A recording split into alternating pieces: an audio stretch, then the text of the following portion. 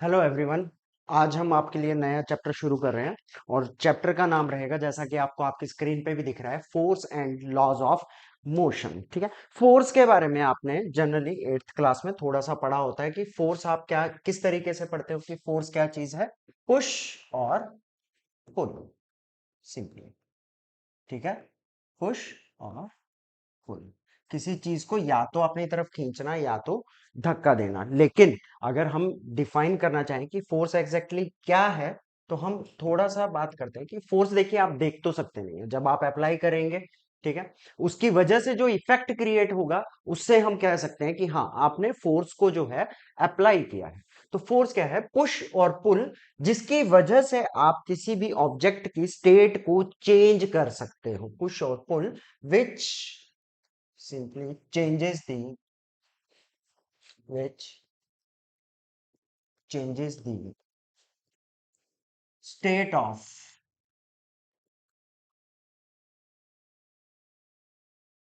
the object।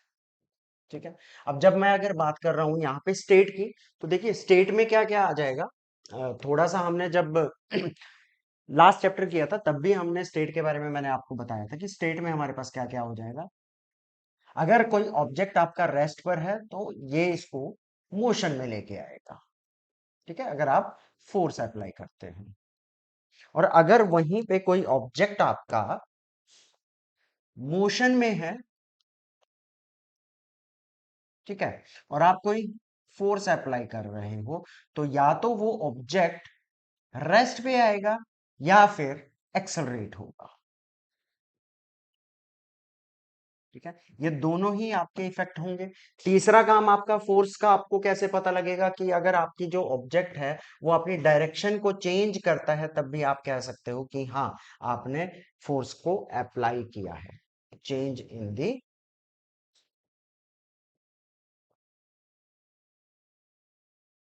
Direction, तो इनके through जो है हमें पता लग सकता है कि हाँ, हमने फोर्स को अप्लाई किया हुआ है। सो अगर मैं आपको एक सिंपल सी डेफिनेशन देना चाहूँ कि आपको अगर मान लो एग्जाम में लिखना है, आपसे एग्जाम में पूछ लिया जाए कि हाँ, डिफाइन द फोर्स, तो आप किस तरीके से जो है फोर्स को डिफाइन कर सकते हैं। तो डेफिनेशन जो है उस पर्पस के लिए आपके पास रहेगी, ए फोर्स इज सेड, और सिंपली अगर इसको थोड़ा सा और बेटर वे में लिखूं, तो if force is that external push or push or pull acting on an object which changes the which changes or tries to change the state of an object। ठीक है, वो आपके पास क्या हो गया? फोर्स हो गया। अब देखिए नेक्स्ट होता है कि हमारे पास फोर्स की दो टाइप्स रहती हैं। अगर हम फोर्स के टाइप्स को डिस्कस करते हैं, तो क्या क्या टाइप्स रहेंगी? टाइप्स ऑफ फोर्स, दो तरीके की हम मेनली यहाँ पे बात कर रहे हैं। वो दो टाइप्स आपकी क्या होने वाली हैं, जो कि आपने सुनी भी होंगी। एक होती है आपके पास बैलेंस्ड फोर्स, और एक होती है आपके पास अनबैलेंस्ड फोर्स। ठीक है, पहला है आपके पास बैलेंस्ड फोर्स, और दूसरे की अगर मैं बात करूं तो वो है आपके पास अनबैलेंस्ड फोर्स। चलो, अब इन दोनों का थोड़ा सा एग्जाम्पल के थ्रू जो है हम मीनिंग समझते हैं। तो देखिए, अगर मैं बात करूं बैलेंस्ड फोर्स की, ठीक है, मान लो ये मेरे पास ग्राउंड है, और इस ग्राउंड पे मैंने एक ऑब्जेक्ट को रखा, और इस ऑब्जेक्ट पे दो डिफरेंट डायरेक्शन से हम फोर्सेस को अप्लाई करेंगे। एक इधर है मेरे पास, ये F1 मैंने इसको नाम दे दिया, और दूसरी फोर्स भी मेरी इसकी अपोजिट डायरेक्शन में लगी, इसको नाम दे दिया F2। ठीक है, अगर इन दोनों ही फोर्सेस का मैग्नीट्यूड जो है वो इक्वल हो, ठीक है, और डायरेक्शन जो है इनकी अपोजिट हो, तो उस केस में मैं कहूंगा कि मेरे पास जो फोर्सेस हैं वो बैलेंस्ड हैं। बट अब पता कैसे लगेगा कि भाई फोर्स मेरे पास बैलेंस्ड है कि नहीं? क्योंकि हम देख के तो बता नहीं सकते, सॉरी, डायरेक्ट इक्वेशंस के थ्रू तो नहीं बता पाएंगे, हमें उसे ऑब्जर्व करना पड़ेगा, और ऑब्जर्व के थ्रू हम बता सकते हैं कि मेरे पास फोर्स बैलेंस्ड है। तो हमें कैसे पता लगेगा कि आपकी जो फोर्स है वो बैलेंस्ड है? जब भी आपके पास फोर्सेस बैलेंस्ड होती है, ऑब्जेक्ट की स्टेट में कोई भी चेंज नहीं आता है। So no change in no change in the state of the object. State of the object. So इसका क्या मतलब हो गया कि अगर आपके पास कोई ऑब्जेक्ट रेस्ट पर है और आप उस पे बैलेंस्ड फोर्सेस लगा रहे हो, तो आपका ऑब्जेक्ट रेस्ट पे ही रहने वाला है। और अगर आपका कोई ऑब्जेक्ट यूनिफॉर्म मोशन से चल रहा है, तो बैलेंस्ड फोर्सेस के केस में आपका जो ऑब्जेक्ट है वो यूनिफॉर्म मोशन से ही चलता रहेगा। ठीक है, तो उस केस में मैं कहूंगा कि आपके पास जो फोर्सेस हैं वो बैलेंस्ड होती है। लेकिन हाँ, आपको एक चीज का और ध्यान रखना है कि जब भी आपके पास फोर्सेस बैलेंस्ड होती है, इवन दो बैलेंस्ड फोर्सेस आपके ऑब्जेक्ट की स्टेट को चेंज नहीं करती है, लेकिन it can change the shape और size of the object, but still it can change the state और size of the object, size of the object, right. अब इसके बाद अगर हम बात करें आपके अनबैलेंस्ड फोर्स की, तो देखिए अनबैलेंस्ड फोर्सेस में अब हमारे पास क्या होने वाला है? अगेन ये मान लेते हैं हमारे पास ग्राउंड है। ठीक है, इस ग्राउंड पे मैंने फोर्स बॉक्स रखा। इस बॉक्स पे एक मेरे को फोर्स लग रही है इधर से F1। ठीक है, देन दूसरी फोर्स जो है आपका कोई सेकंड पर्सन अप्लाई कर रहा है, लेट्स से F2 फोर्स। ठीक है, अब अगर मैं ये मान लेता हूं कि मेरे पास जो फोर्स F1 है इसका मैग्नीट्यूड F2 से ज्यादा है, तो उस केस में अगर मेरे पास जो बॉक्स है it starts moving towards right, ठीक है, उस केस में मैं कहूंगा कि मेरे पास जो फोर्स है वो अनबैलेंस हो चुकी है। ठीक है, सो क्या मैं लिखूंगा कि moves object moves towards right. ठीक है, और यहां पे ध्यान देने वाली बात यह है कि जिस तरफ आपकी फोर्स जो है ज्यादा होती है, आपका ऑब्जेक्ट जो है उसी तरफ मूव करता है। तो अगर मैं इस केस में देखूं, मेरा जो F1 है उसका मैग्नीट्यूड ज्यादा है, तो मेरा ऑब्जेक्ट जो है F1 की डायरेक्शन में मूव करेगा, और ये मूव कराने के लिए जो टोटल या नेट फोर्स मेरे लगने वाली है इस ऑब्जेक्ट पे, वो होगी net force is equal to F1 minus F2। ठीक है, अगर वहीं पे इसके अपोजिट मैं क्या कर रहा हूं, F1 का जो मैग्नीट्यूड है उसको छोटा कर देता हूं F2 से, तो उस केस में मेरे पास अब जो ऑब्जेक्ट की मूवमेंट है वो इस तरफ को हो जाएगी, जो ग्रीन मार्क से बनी हुई है। Okay, so it moves towards left now. ठीक है, टुवर्ड्स लेफ्ट। और इस केस में अगर मैं बात करूं, तो मेरे पास जो नेट फोर्स रहने वाली है वो कितनी हो जाएगी? नेट फोर्स का बेसिकली हम बात कर रहे हैं मैग्नीट्यूड की। So F net is equal to F2 minus F1। और ऑब्जेक्ट जो है अब मेरा कौन सी डायरेक्शन में गया? अगेन जिस तरफ को मेरे पास फोर्स की डायरेक्शन, फोर्स का मैग्नीट्यूड जो है वो ज्यादा था। सो हमने क्या देखा कि अनबैलेंस्ड फोर्सेस की वजह से आपका जो ऑब्जेक्ट है वो अपनी स्टेट को चेंज करता है। ठीक है, सो ऑब्जेक्ट कैन देयर, और सिंपली कहूं तो there is a change in the change in the direction of a, or simply change in the state of the object. ठीक है, सो अनबैलेंस्ड फोर्सेस की वजह से क्या हो रहा है? अगर आपके पास कोई ऑब्जेक्ट जो है वो रेस्ट पर था, वो रेस्ट पे नहीं रहने वाला है अगर आप अनबैलेंस्ड फोर्सेस को अप्लाई कर रहे हो, वो मूव करेगा। या अगर आपके पास कोई ऑब्जेक्ट जो है नॉन यूनिफॉर्म मोशन से सॉरी यूनिफॉर्म मोशन से चल रहा था, उस केस में आप फोर्स अप्लाई करते हो तो आपका ऑब्जेक्ट जो है एक्सेलरेट करेगा, या फिर हो सकता है आप डी एक्सेलरेट भी करा सकते हो। तो वो इफेक्ट रहते हैं आपके अनबैलेंस्ड फोर्सेस के। ठीक है, सो ये दो चीजें हमारे पास जरूरी होती हैं, बैलेंस्ड और अनबैलेंस्ड फोर्सेस। ठीक है, और किसी भी चीज को मूव कराने के लिए, उसकी स्टेट को चेंज करने के लिए आपको रिक्वायरमेंट होती है अनबैलेंस्ड फोर्सेस की। अब इसके बाद जो है नेक्स्ट जो जरूरी टॉपिक रहता है यहां पे, वो होता है आपके लॉज ऑफ मोशन। ठीक है, लॉज ऑफ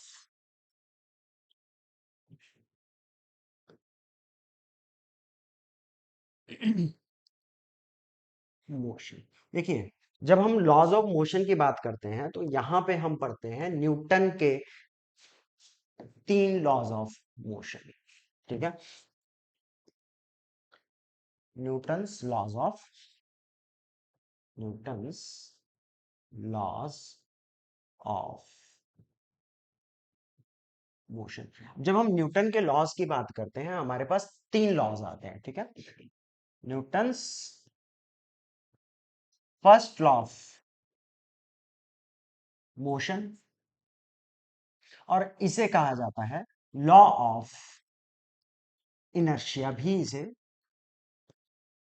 कहा जा सकता है। ठीक है, और ये आपकी एक क्वालिटेटिव स्टेटमेंट होती है, क्वालिटेटिव डेफिनेशन ऑफ फोर्स। ठीक है, ये आपको क्वालिटेटिव डेफिनेशन देता है फोर्स की। देन इसके बाद जो है अगर मैं बात करूं, सेकंड लॉ आता है हमारे पास, सेकंड लॉ ऑफ मोशन। ठीक है, ये बेसिकली आपको फोर्स के मैग्नीट्यूड के बारे में इंफॉर्मेशन देता है कि आपने जो फोर्स लगाई है वो कितनी लगाई होगी, या आपको किसी ऑब्जेक्ट को मूव कराने के लिए कितनी फोर्स की जरूरत पड़ेगी आपकी एक्सेलरेशन की रिक्वायरमेंट के अकॉर्डिंग, या मास है उसको मूव कराना है तो आपको कितना फोर्स एटलीस्ट कम से कम देना पड़ेगा कि आप उस ऑब्जेक्ट को मूव करा सको। और ये आपकी क्वालिटेटिव स्टेटमेंट होती है, sorry, this is your quantitative statement, quantitative definition of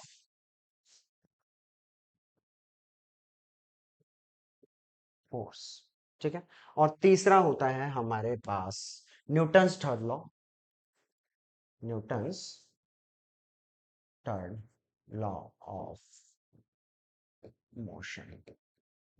ठीक है, इसमें जो है हम पढ़ते हैं एक्शन रिएक्शन के बारे में, और मोस्ट ऑफ द टाइम बच्चों को ज्यादातर ये याद रहता है, every action has an equal and opposite reaction. ठीक है, तो वो आपकी स्टेटमेंट रहती है जो आपने बेसिकली पढ़ी होती है और मोस्टली सभी को याद भी रहती है, एक्शन रिएक्शन। ठीक है, सो अब हम न्यूटन के लॉ, फर्स्ट लॉज के बारे में डिटेल में थोड़ा सा पढ़ते हैं। लेकिन डिटेल में शुरू करने से पहले हम फर्स्ट लॉ को समझने से पहले बेसिकली समझेंगे कि हमारे पास इनर्शिया क्या चीज है। इनर्शिया, देखिए, कोई भी ऑब्जेक्ट है वो अपने आप से अपनी स्टेट को चेंज नहीं कर सकता है। अगर कोई चीज अपनी रेस्ट पर है वो रेस्ट पर ही बनी रहती है, और यही आपके पास अगर किसी ऑब्जेक्ट की हम बात करें तो उसकी जो टेंडेंसी है जिस वजह से वो अपनी स्टेट को चेंज नहीं कर सकता है, उस टेंडेंसी को हम नाम देते हैं इनर्शिया। ठीक है, सो सिंपली अगर मैं बात करूं इनर्शिया की, तो इनर्शिया क्या हो गया अब आपके पास, it is the tendency of undisturbed object